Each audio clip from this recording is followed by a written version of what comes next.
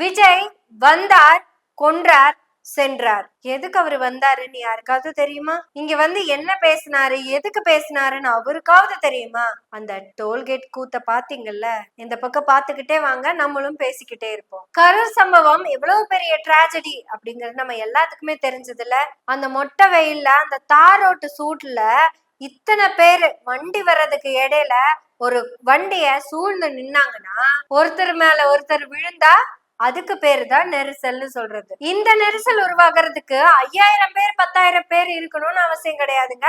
500 பேர் இருந்தாலே அங்க நெரிசல் ஆகும். எதுக்கு அந்த ரோட்ல அப்படி ஓடி வந்தாங்கன்னு யாருக்காவது தெரியுமா? குறைஞ்சபட்ச பொறுப்பு இருக்கிற ஒருத்தன் வண்டிக்குள்ள அப்படி உட்கார்ந்து இருப்பானா? கூட்டம் தள்ளி நிக்கிறப்ப ஜன்னல் வழியா கையாட்டிக்கிட்டு வந்த விஜய் கூட்டம் அவரு பக்கம் சேருதுன்னு தெரிஞ்ச உடனேயும் விண்டோவை மேல ஏத்திட்டாரு. இவரெல்லாம் மக்களை என்ன நினைச்சிட்டு இருக்காங்கன்னா, இந்த நாயக செத்தா என்ன பொழைச்சா என்ன பார்க்க வாங்க, வந்து செத்து போங்க, எனக்கு எந்த கவலையும் இல்ல. போலீஸ் பத்தாதுங்க, சரியான பாதுகாப்பு கொடுக்கல. ஏன் நீ கொடுத்துருக்கலாம்ல இறங்கி நின்னு? எல்லாம் ஓடி வராதீங்க, ஏதாவது ஆயிர போது, நீங்க எல்லாம் அங்கங்கே நில்லுங்க, நான் அங்க வரேன் சொல்லிருக்கலாம்ல. அப்படி இறங்கி அங்க நிக்கிற ஒவ்வொரு தொண்டர்கள் கையும் நீ புடிச்சிட்டு வந்திருக்கணும்னா, நீ அந்த தொண்டர்களை சரிப்படுத்தி வச்சிருந்திருக்கணும். அவங்களுக்கு இருக்கிறது முழுக்க முழுக்க ரசிக மனப்பான்மை, ரசிக வெறி மட்டும்தான். ஏதாவது ஒரு பொண்ணு அந்த கூட்டத்தோட ஓடி வரும்போது கீழே விழுந்திருந்தா மரணம் நிச்சயம். இத யாரு தடுத்திருக்கணும் அப்படிங்கறதுதான் கேள்வி. சூரஜ கொன்னது யாருங்கிறது கேள்விக்கு விஜய் பதில் சொல்லியே ஆகணும். இந்த தடவை விஜய் பேரை FIRல போட்டு உள்ள தூக்கி வைங்க. இல்ல இந்த குற்றத்துக்கும் விஜய்க்கும் சம்பந்தம் இல்ல அப்படின்னா விஜய வீடியோ போட சொல்லுங்க. தற்குறிகளா, நானா உங்களை வந்து 3 மணி நேரத்துக்கு முன்னாடி நிக்க சொன்னேன். படிச்சு சொன்னோம்ல முன்னாடியே, எல்லாம் வந்து தொலையாதீங்கன்னு. என்ன ஈர வெங்காயத்துக்கு ஏறிட்டு வந்து செத்தீங்க. நீ தண்ணி குடிச்சா என்ன, குடிக்காட்டி எனக்கு என்ன? எனக்கு எல்லாமே என் பஸ்ல சொகுசா இருக்கு அப்படின்னு ஒரு வீடியோ போட்டு பேச சொல்லுங்க. அதுல ஒரு நியாயம். இந்த தற்கொலைங்க கிட்ட எல்லாம் எவ்வளவு சொன்னாலும் புரியவா போகுது? எதுக்கு இப்படி அடிச்சு புடிச்சு இப்படி துப்புன்னு ஓடி வரீங்க? என்ன இருக்கு அவங்கிட்ட அப்படி? இது வரைக்கும் விஜய் உங்களுக்காக இறங்கி செஞ்ச ஏதோ ஒரு நல்ல விஷயத்த சொல்லுங்க பாப்போம். ஒட்டுமொத்தமா தன்னுடைய சுயநலத்துக்காக மட்டும் வாழ்ந்துகிட்டு இருக்கிற விஜய் கிட்ட தமிழ்நாடு முன்னேறிய மாநிலம், கல்வியில் உயர்ந்த மாநிலம்னு மாறுதட்டி சொன்னோம்ல, அது தப்புன்னு இப்ப தோணுது. 41 பேர் செத்ததுக்கு அப்புறமும் வரிசையில போகணுங்கிற கொஞ்சம் எண்ணம் கூட இல்லாம கூட்டமா மார்கழி மாசத்து நாய் மாதிரில போயிட்டு இருக்கீங்க. ஏதாவது ஒருத்தங்களுக்காவது கொஞ்சம் பொறுப்பு, அறிவுன்னு ஏதாவது இருந்ததா? இது வரைக்கும் விஜய திட்டணும், இனி விஜய திட்ட போறதுல உங்களைத்தான் திட்டணும். ஏன்னா விஜய்க்கு நீங்க யாரு எத்தனை பேர் செத்துனாலும் ஒரு பொட்டு கூட கவலை கிடையாது. ஏன்னா விஜய்க்கு நீங்க எத்தனை பேர் எப்படி செத்தாலும் ஒரு கவலை கூட கிடையாது. சூரஜ் இறந்துட்டாரு அப்படிங்கிற நியூஸ் வந்துருச்சு. இந்நேரம் அவன் பனையூர் பங்களால போய் ஹாப்பியா ஏசில படுத்து கிடப்பான். சொன்னாலும் சொல்லுவான், இன்னும் ஒரு ஆள் தான் செத்து போனாங்களா, 41 பேர் செத்து போயிருந்தா நம்ம பேரு வெளியே வரும். டோல்கேட்ல ஆரம்பிச்ச மக்கள் நெரிசல், அதுக்கு பேரு நெரிசல். நம்ம எல்லாம் ஆம்புலன்ஸ் வந்தா நகரணும், வழி விடணுங்கிற அந்த சென்ஸ கூடயா தொலைச்சிருவோம் ஒரு ரசிக மனப்பான்மையில. காருக்குள்ள ஏசிய போட்டுட்டு அந்த காருக்குள்ள ஒரு முண்டம் அப்படியே இப்படியாமா என்னத்த அப்படி கிழிச்சிட்ட நீ? அதுதான் எனக்கு எரிச்சலா வருது. என்ன கட்சி பேரு? தமிழக வெற்றி கழகம். வெட்டியா கழகம்னு வை, அதுதான் இப்போதைக்கு கரெக்டா இருக்கும். இது ஏதோ ஒரு சாதி பெயரையோ இல்ல ஒரு தொழில் பெயரையோ குறிப்பிட்டு அவங்களை சங்கடப்படுத்தணும் அப்படிங்கிறதுக்காக சொல்லல. கோபத்தின் வெளிப்பாடுதான் இது. தமிழக வெட்டியாங்கழகம். உங்களுக்கு கொடுத்த சின்னம் கரெக்டு தான், அதான் கரெக்டா ஊதுறீங்கல்ல. சாவுக்கு தானே ஊதுவாங்க, ஊதுங்க. ஒரு 5 நிமிஷம் லேட்டா போகிறதுனால உங்களுக்கு என்ன ஆயிர போகுது? அவனை பார்க்கலன்னா உங்களுக்கு என்ன பெருசா குடிமொழிகிற போட்டா?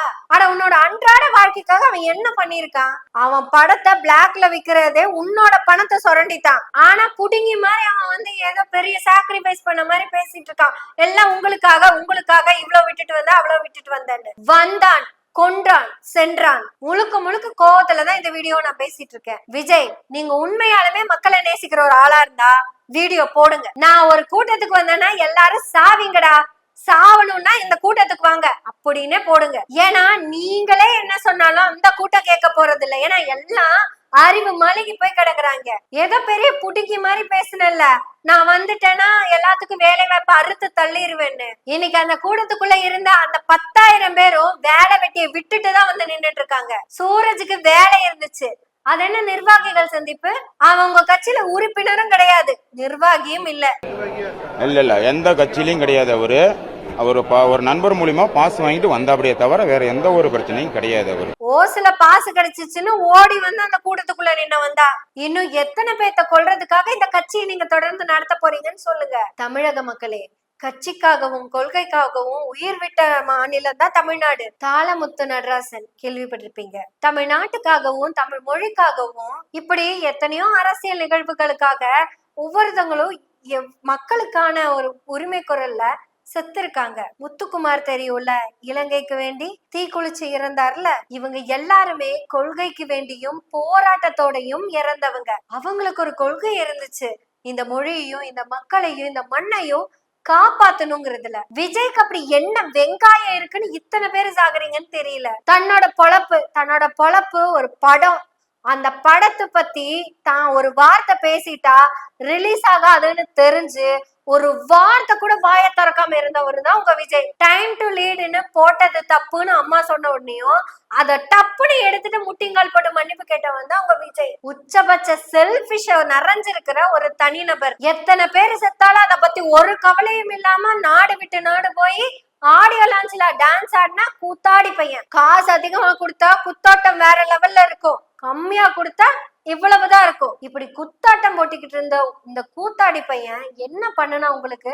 எதுக்காக இவனை பார்க்க போய் இத்தனை பேரு சாகறீங்கன்னு தான் தெரிஞ்சுக்கணும். ஏன்னா அவனுக்கு உங்க மேல துளி கூட அக்கறை கிடையாது. அக்கறை இருக்கிறவனை பார்க்க போனா கூட ஒரு நியாயம் இருக்கு. அவன் நடந்து வர மாட்டான், விண்டோவை கூட இறக்கிற மாட்டான், ஏசி இல்லாம இருக்க மாட்டான். இத்தனையும் பண்ணிக்கிட்டு சொகுசா இருக்கிறவன் உங்களை காப்பாத்துறதுக்கு வரான்னு அவன் சொல்றத நீங்க நம்புறீங்க பாத்தீங்களா? உங்க வேலை வெட்டியை விட்டு, உங்க பொருளாதாரத்தை இழந்து, உங்க படிப்பு நாட்களை எல்லாம் விட்டுட்டு போனது தப்புன்னு இனியாவது உணருங்க. 41 பேர் இறந்தும் அறிவு வராம இருக்கிற இந்த சமூகம் அழிஞ்சே போகட்டும். இன்னும் எத்தனையோ விஷயங்களுக்காக, முக்கியமான விஷயங்களுக்காக போராட வேண்டிய இந்த தமிழ் சமூகம் ஒரு கூத்தாடி பையன், யாரு மேலேயும் எந்த அக்கறையும் இல்லாத கூத்தாடி பையனை பாக்குறதுக்கு வேண்டி தமிழக வெட்டியாங்கழகம், இதுதான் உங்க கட்சிக்கு சரியான பேரு. இன்னும் எத்தனை பேர்த்தோட உசுர் எடுக்கிறதுக்கு வேண்டி நீங்க இந்த கட்சியை நடத்த போறீங்கன்னு எனக்கு தெரியல. இல்ல நான் கொல்லல அப்படின்னா விஜய், நீங்க இன்னைக்கு சாயங்காலம் ஒரு வீடியோ போடுறீங்க.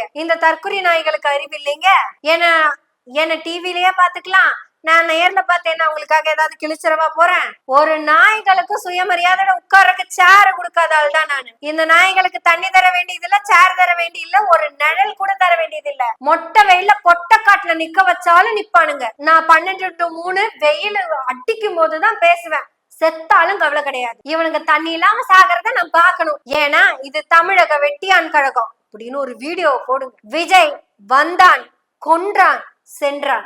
இனியும் இந்த சமூகமே நீங்க விசில் அடிச்சுட்டேதான் இருப்பீங்க அப்படின்னா இந்த விசிலோடவே சாவுங்க. இனியும் அவன் பின்னாடி போய்கிட்டு இருக்கிற மக்களே, நீங்க இனிமே விஜய் பின்னாடி போய் ஊத வேண்டியது விசில் இல்ல, அந்த விசிலை எடுத்துட்டு சங்க வச்சுக்கோங்க, அதுதான் சரியா இருக்கும். அப்படி சங்க ஊத்திட்டு போயிருங்க. வணக்கம்.